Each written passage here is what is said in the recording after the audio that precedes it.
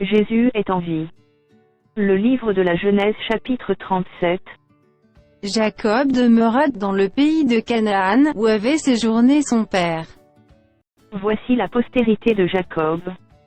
Joseph, âgé de 17 ans, faisait paître le troupeau avec ses frères. Cet enfant était auprès des fils de Bila et des fils de Zilpa, femme de son père.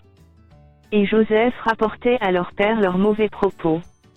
Israël aimait Joseph plus que tous ses autres fils parce qu'il l'avait eu dans sa vieillesse, et il lui fit une tunique de plusieurs couleurs.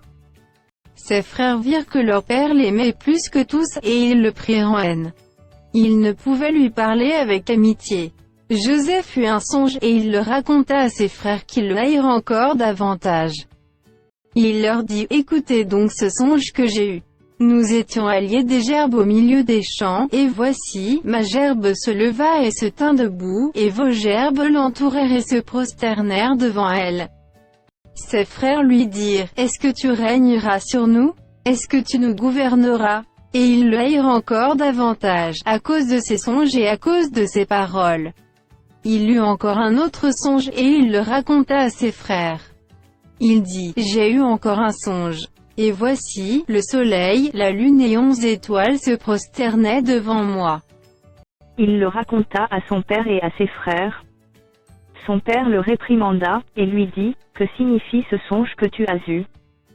Faut-il que nous venions, moi, ta mère et tes frères, nous prosterner en terre devant toi? Ses frères eurent de l'envie contre lui, mais son père garda le souvenir de ces choses. Les frères de Joseph étant allés à Sichem pour faire paître le troupeau de leur père. Israël dit à Joseph: tes frères ne font-ils pas paître le troupeau à Sichem? Viens, je veux t'envoyer vers eux. Et il répondit: me voici. Israël lui dit: va, je te prie, et voici tes frères sont en bonne santé et si le troupeau est en bon état, et tu m'en rapporteras des nouvelles.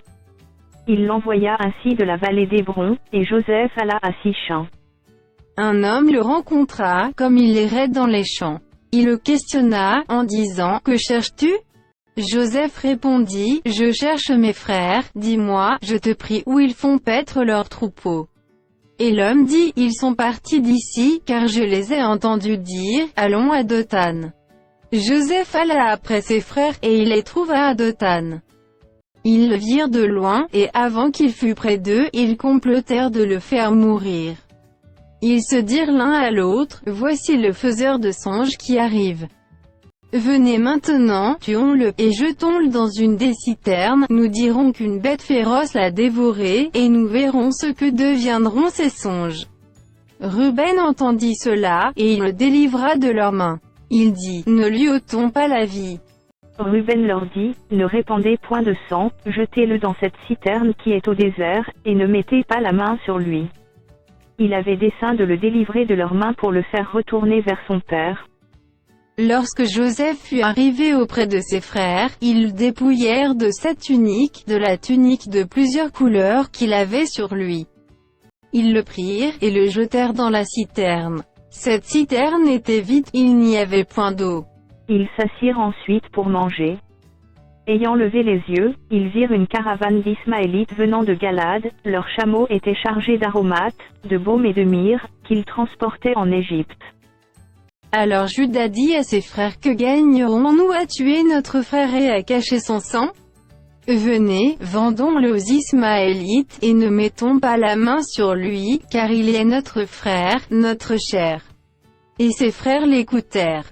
Au passage des marchands madianites, ils tirèrent et firent remonter Joseph hors de la citerne, et ils le vendirent pour 20 cycles d'argent aux Ismaélites, qui l'emmenèrent en Égypte.